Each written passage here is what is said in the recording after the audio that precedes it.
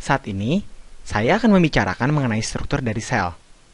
Saya telah melakukan banyak video yang berkenaan dengan sel mengenai apa yang terjadi di dalam sel, tapi saya belum membuat suatu video di mana kita membicarakan mengenai keseluruhan struktur dari sel secara utuh ya. Untuk mengawalinya, saya akan menggambarkan membran dari sel. Oke, ini adalah membran sel. Nah, membran seluler ini merupakan awal yang baik untuk mendefinisikan sebuah sel, karena membran sel adalah yang memisahkan sel dari lingkungan luarnya ya. Oke, kemudian pada sudut pandang yang lebih besar, keberadaan sel ini dapat mendefinisikan sel atau mengartikan sel sebagai kompartemen yang sangat kecil. Dari situlah kata sel berasal.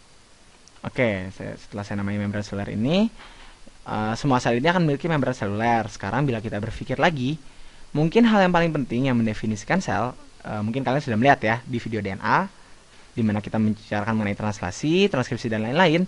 Nah, hal yang mendefinisikan sel, apa itu sel, adalah DNA-nya, di mana setiap sel memiliki DNA yang terdapat di dalam sel.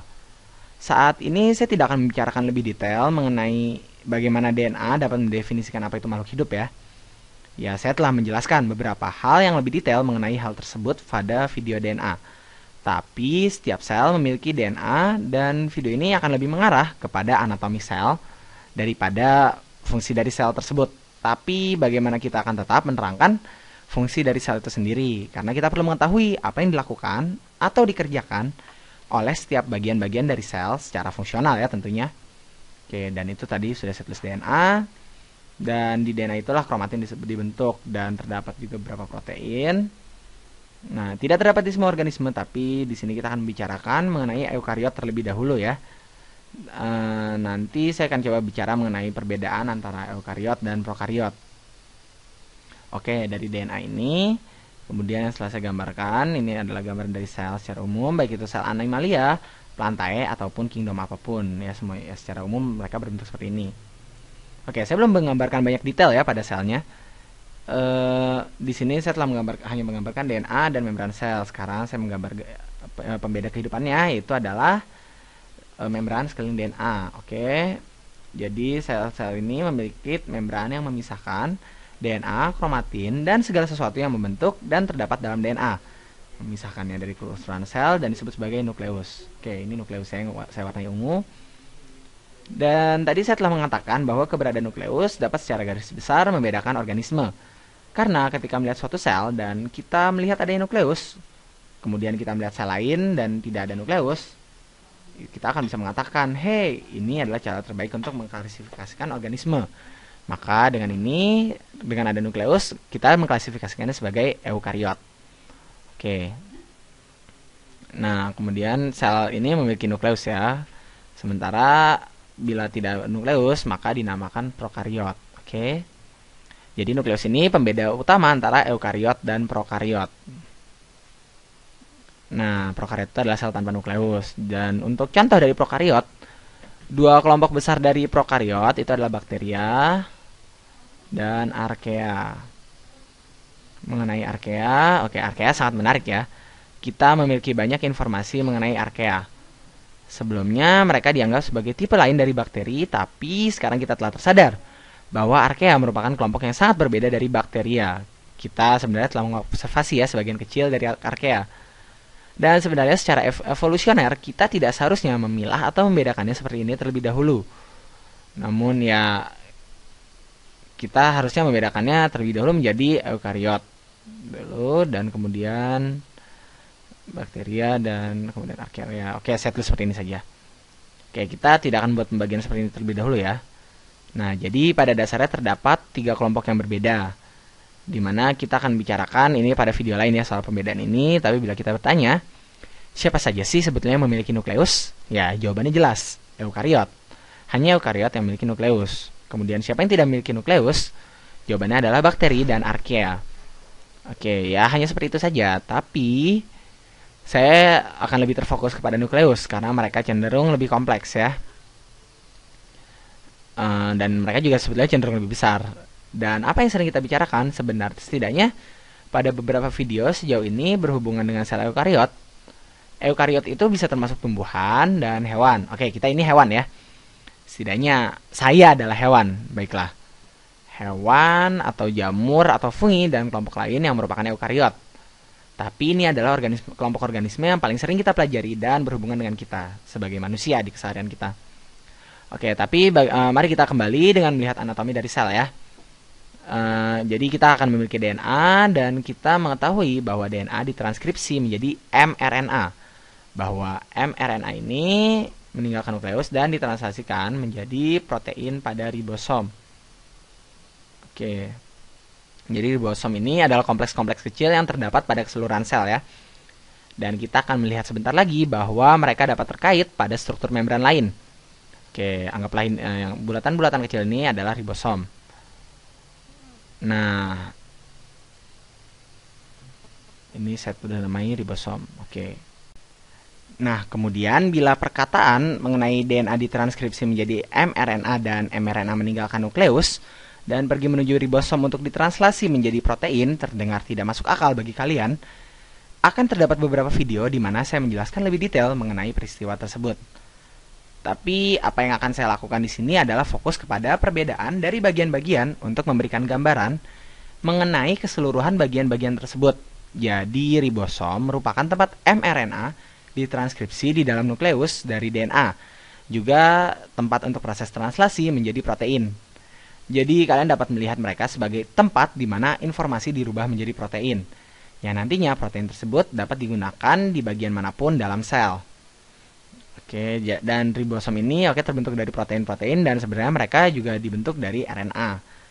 Nah, jadi satu pertanyaan yang muncul. Terus di mana ribosom itu dibentuk dong? Ya, beberapa terbentuk oleh protein yang kemungkinan terbentuk di ribosom lain. Tapi beberapa lainnya, mRNA ribosom, kalian bisa melihatnya sebagai sekumpulan ini. Jika kalian ingin melihatnya ya lebih detail lagi, anggaplah sekumpulan ini. Nah, kemudian di sini terdapat beberapa protein dan saya tidak menggambarkan secara realistis ya. Tapi kamu dapat melihat di sini terdapat suatu mRNA terikat dengan protein. Di dalam ribosom sendiri terdapat RNA ribosom yang digunakan sebagai bagian dari struktur. RNA ribosom membantu ribosom berfungsi sebagaimana mestinya. Oke, ribosom. Nah, jadi ia merupakan bagian dari ribosom dan dari keseluruhannya terdapat bagian yang terbuat di dalam nukleus dan merupakan bagian dari nukleus adalah nukleolus. Oke, ini mungkin saya perjelas di sini. Nah, saya akan menuliskannya. Oke, nah di sini sebentar saya tandai saja ini. Ini adalah nukleolus. Oke. Nah, oke di sini ini hal yang menarik loh. Ini tidak terpisahkan oleh membran, tetapi ini akan terlihat dengan menggunakan mikroskop. Jadi ketika orang-orang pertama kali melihatnya, mereka berkata, "Hey, ada yang tampak seperti gulungan di sini." Itu pasti adalah inti dari nukleus dan sebagainya ya. Tapi pada kenyataannya nukleolus itu terikat secara erat atau padat atau kokoh. Istilahnya adalah densely packed ya. Nah, ia memiliki DNA dan RNA dan itu adalah RNA ribosom. Bagian yang membuat ribosom. Oke, jadi saking padatnya, ia tampak di mikroskop dan karena itulah orang-orang memutuskan untuk menamainya dengan sesuatu yang berbeda. Tapi itu bukan merupakan ikatan membran, itu bukan organel juga, itu bukan organel di dalam organel lagi tentunya. Itu hanya sesuatu yang padat dan terdiri dari protein dan RNA ribosom. Nah, inilah tempat ribosom dan RNA itu diproduksi. Nah, jadi baiklah kita kini lanjut lagi, kita akan berada di ribosom ya. Tempat di mana protein diproduksi atau dihasilkan. Namun, bila ribosom hanya terlihat mengambang, bila mereka merupakan ribosom yang bebas, maka protein-protein tersebut akan ketika dia dihasilkan di ribosom, mereka hanya akan mengambang di cairan di dalam sel yang disebut sebagai sitosol. Oke, itu sudah saya tandai juga sitosol. Tapi bagaimana bila kita ingin memproduksi protein yang harus mencapai, contohnya membran sel atau mungkin di luar sel? Nah, sel akan menghasilkan berbagai substansi yang digunakan oleh sel lainnya, yang digunakan untuk keseluruhan tubuh dan untuk itu kita harus beralih kepada protein yang terkait pada membran ini. Kalian dapat melihatnya seperti beberapa lorong ya. Oke, ini saya coba gambar dulu. Ya, saya coba gambarkan kasar ya. Kalian dapat melihatnya seperti lorong, dan kita memiliki organel ini yang disebut dengan retikulum endoplasma. Oke, retikulum endoplasma kalian bisa melihatnya seperti lorong dan akan berakhir pada badan Golgi, ya, dimana dia dinamai badan Golgi karena ditemukan oleh Bapak Golgi. Ya, nama akan bisa sesuai penemu ya. Oke, yang warna hijau ini adalah badan Golginya. Yang berwarna kuning ini merupakan retikulum endoplasma, dan yang berwarna hijau adalah badan Golgi. Ya, inilah seperti ini. Saya akan menjelaskan selanjutnya apa yang sebenarnya kerja dari organel-organel ini. Oke, ini adalah serupa setumpukan besar atau terlihat seperti membran-membran yang terlipat. Nah, beberapa dari mereka itu bebas atau tidak terkait. Nah, ada juga yang terkait ya. Baiklah, kini saya akan menamainya. Oke, sebentar. Saya akan menggunakan ruangan di sebelah sini. Membran lipatan besar yang terlilit-lilit ini. Oke, ini adalah retikulum endoplasma. Oke, saya tulis saja endoplasmic reticulum.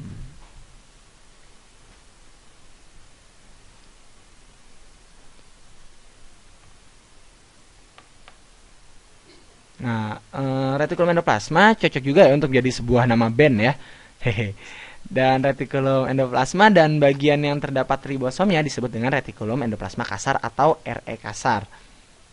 Atau deraf IR ya. Nah, IR kepanjangan adalah singkatan dari endoplasmic reticulum. Oke, nah di sini saya akan coba menjelaskan, memberitahu kalau tadi ada deraf IR, otomatis akan ada smooth IR, di mana retikulum endoplasma yang tidak mengandung ribosom. Nah, kemudian kita akan coba berlanjut mengacu kepada badan Golgi tentunya. Oke, jadi badan Golgi, kini saya akan memberitahu apa saja yang terjadi di sini ya. Nah, di ribosom bebas kita, mRNA di sana ditranslasi menjadi protein, dan protein akan mengambang di sekitar sitosol. Tapi bagaimana bila kita menginginkan protein agar mencapai membran atau keluar dari sel? Nah, di sini dia peran dari retikulum endoplasma dan badan Golgi dibutuhkan. Kini kita memiliki mRNA yang akan keluar dari nukleus, dan mRNA dapat terkait pada ribosom atau dapat ditranslasikan oleh ribosom pada RE kasar. Oke, dan mRNA ini ya, mRNA akan datang sini. Kemudian saya akan menggambarkan dengan tanda panah kecil ya, sebentar. Ya, ini. Nah, oke. Sebentar. Jadi tadi, nah.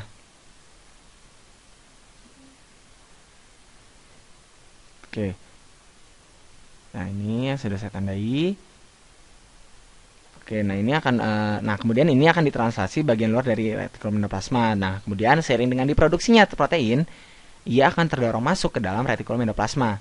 Daerah yang saya warnai ini merupakan bagian dalam dari retikulum endoplasma. Oke, ini yang sedang saya warnai.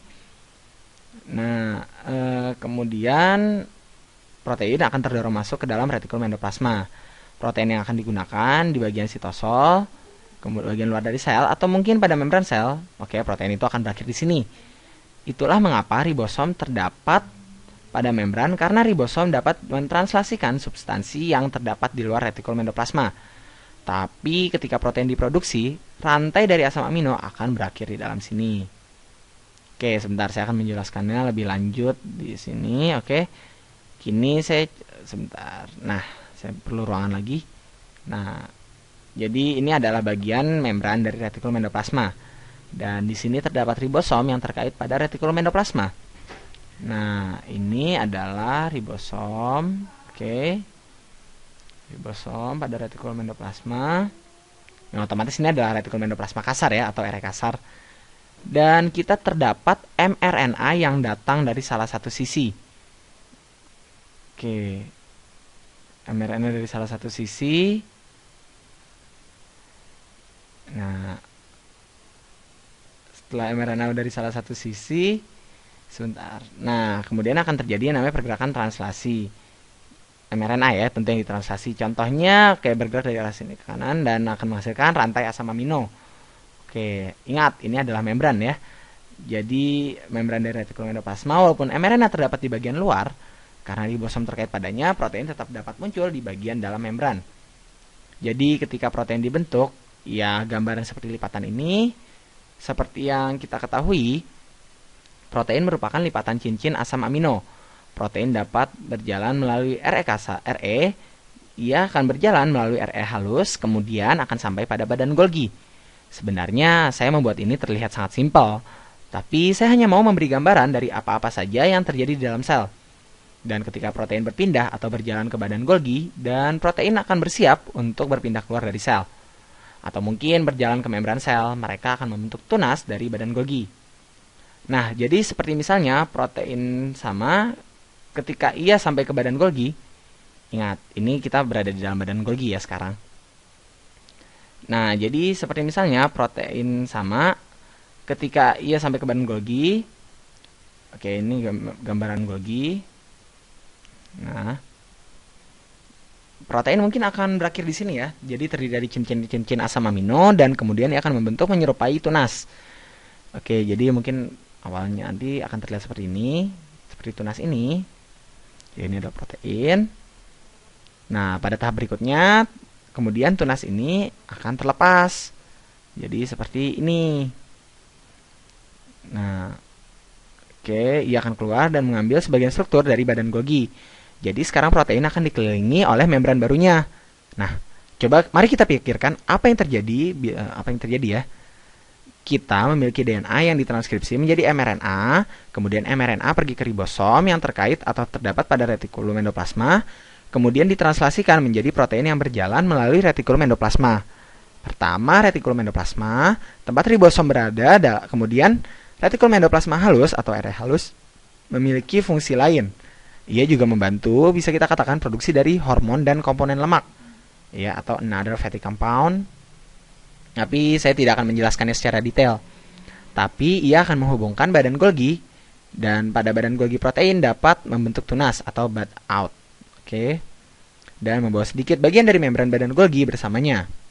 Hal mengenai sesuatu yang dikelilingi oleh membran dan berpindah ke dalam sel. Jadi mungkin protein sekarang akan berbentuk seperti ini. Sebentar. Saya sepertinya harus menggambar bentuk protein ya. Anggaplah protein jadi berbentuk seperti ini. Oke, nah di buku vesicle. Nah, ini disebut dengan vesikula. Oke, vesikula adalah nama yang secara general ditujukan kepada apapun yang berukuran kecil. Biasanya adalah protein yang terdapat di dalam sel yang mengambang dan dikelilingi oleh membran yang sangat kecil. Dan alasan mengapa membran kecil atau kita sebut saja membran mini ini berguna adalah karena protein kini dapat mengapung sampai ke membran luar dari sel. Jadi vesikula ini merupakan alat transport ya. Oke, saya menggambarkan dengan sangat-sangat mudah, sangat simpel tentunya. Saya bahkan tidak menggambarkan permukaan lipid bilayer, tapi hanya untuk memberikan gambaran secara visual seperti apa ini terlihat. Oke, di sini terdapat vesikula, protein kecil di dalam ini, dan akan semakin mendekat dan mendekat pada membran. Oke, semakin dekat pada membran, dan dia akan menyatu dengan membran, kemudian protein dalam sini. Oke, sebentar. Protein dia akan mendekati membran. Saya perlu menggambar lagi. Nah, protein, kemudian anggaplah ini membran. Nah, kemudian membran ini mendekat.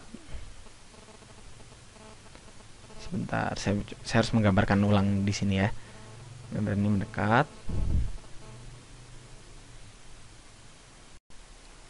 Ya, nanti kemudian lama-kelamaan akan menyatu seperti ini. Nah, ini adalah masih tetap dengan proteinnya. Jadi membran sel dari vesikula akan menyatu dengan membran sel permukaan ya. Kemudian nanti lama-lama membran protein ini akan bisa keluar, oke ya, keluar dari sel, atau bahkan mungkin menanamkan dirinya ya di membran yang ini. Ya, intinya jadi vesikula ini akan menyatu dengan membran sel. Oke. Seperti itu. Jadi di dalam membran seluler luar yang tadi saya gambarkan tipis, oke. Itu akan kita bicarakan nanti lebih lanjut lagi ya. Nah, kembali mengenai struktur dan anatomi dari sel, masih ada dua organel lagi yang harus kita bicarakan, yaitu adalah lisosom. Oke, nah ini adalah lisosom. Nah, lisosom ini hanya terdapat pada sel hewan yang mengandung enzim. Lisosom ini akan membantu melarutkan berbagai substansi. Oke, ini adalah lisosom. Nah, jadi bila lisosom melekat pada sesuatu dan dapat mengeluarkan enzimnya, ia akan mencerna atau bisa kita bilang mematikan substansi tersebut. Nah, jadi itu adalah kerja dari lisosom. Pada tumbuhan, kita memiliki vakuola litik atau vakuola lisis. Ya, organel ini menyerupai lisosom berdasarkan istilah dan fungsinya. Jadi, vakuola lisis ini pada dasarnya merupakan vesikel berukuran besar. Ya, itu sebenarnya adalah istilah bagi membran organel terikat atau membran bound organel. Jadi, vakuola dan sekali lagi, apa sebenarnya organel itu? Organel, oke. Ini adalah vakuolanya ya, tadi yang saya bicarakan. Jadi, organel itu ini ya, organel itu bisa diartikan sebagai subunit dari sel. Ya, itulah organel. Jadi istilahnya kalau dalam tubuh ada organ, nah sel itu adalah tubuhnya, organel itu adalah organ dalam tubuh. Jadi subunit dari sel. Jadi vakuola merupakan organel yang berfungsi sebagai tempat menyimpan berbagai substansi yang berada di dalam sel. Jadi vakuola itu seperti brankas ya. Nah, jadi vakuola litik sendiri merupakan vakuola pada sel tumbuhan yang menjadi tempat penyimpanan bagi berbagai macam enzim. Bila ia melekat pada sesuatu, maka ia akan melarutkannya. Jika ia dapat mengeluarkan enzimnya tersebut. Kalau tidak, ya tidak terjadi gitu. Nah, kini kita akan beralih kepada mitokondria. Oke, mitokondria. Oke. Nah, selanjutnya kita akan berlanjut ke mitokondria. Sebentar, saya perlu menggambarnya dulu. Ya, ini.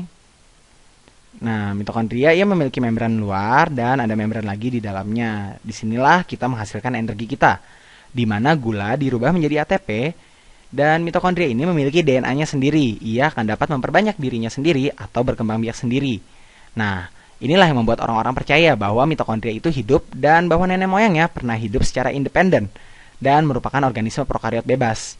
Ya, jadi pada titik tertentu mereka menemukan satu gagasan, hey, kenapa kita tidak hidup di dalam organisme dan hidup secara bersimbiosis?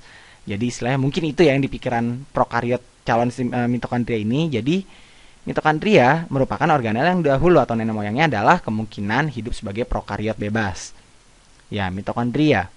Mitokondria adalah tempat respirasi seluler terjadi dan untuk sel tumbuhan yang hanya terdapat, ya yang jelas tidak terdapat di sel hewan ya.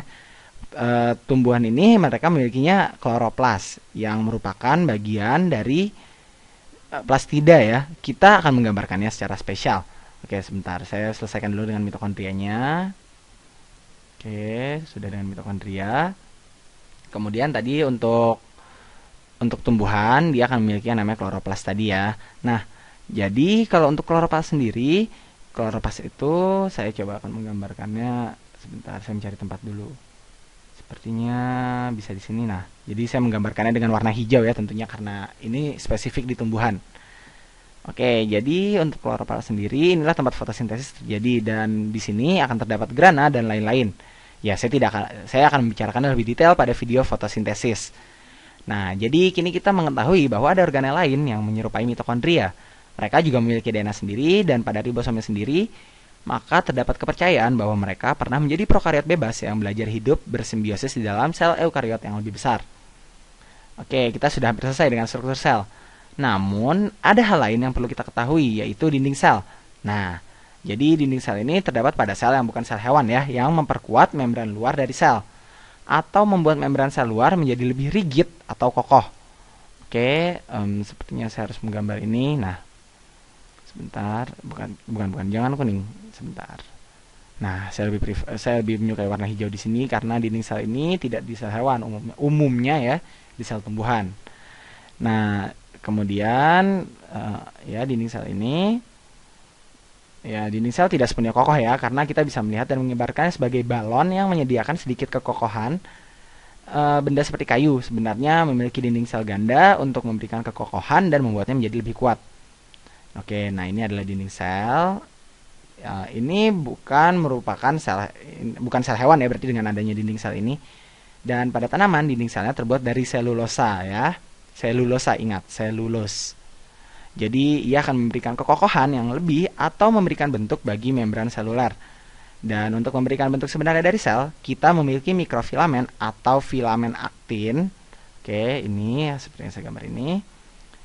Ya, mikrofilamen aktin ini adalah mikrofilamen berupa pipa-pipa yang terdapat di keseluruhan sel. Mikrofilamen membantu memberikan struktur sebenarnya dari sel dalam 3 dimensi dan ia juga berperan dalam pergerakan sesuatu substansi atau suatu benda di dalam sel atau bahkan pergerakan dari sel itu sendiri. Ya, untuk memastikan kalian lebih mengerti lebih dalam lagi, bila kalian menonton video mengenai mitosis dan meiosis, di video itu akan dibicarakan mengenai sentriol. Oke, sentriol itu berada di luar nukleus. Dua sentriol dengan sudut yang tepat akan membentuk sentrosom dan mereka akan mengkoordinasi mikrotubul ya ketika kita mencoba untuk memisahkan sel ketika meiosis dan mitosis. Ya, ini seperti ini. Ya, seperti ini saja. Oke. Nah, jadi yang telah kita pelajari semua tadi ya merupakan sebuah overview atau selayang pandang atau gambaran dari struktur sel secara umumnya. Jadi pada video ini kita telah mengetahui ya bagaimana bagian-bagian besar yang terdapat di dalam sel dan saya harap kalian kini memiliki gambaran yang lebih baik mengenai bagaimana koordinasi yang terjadi di dalam sel dan pengaturan-pengaturannya juga.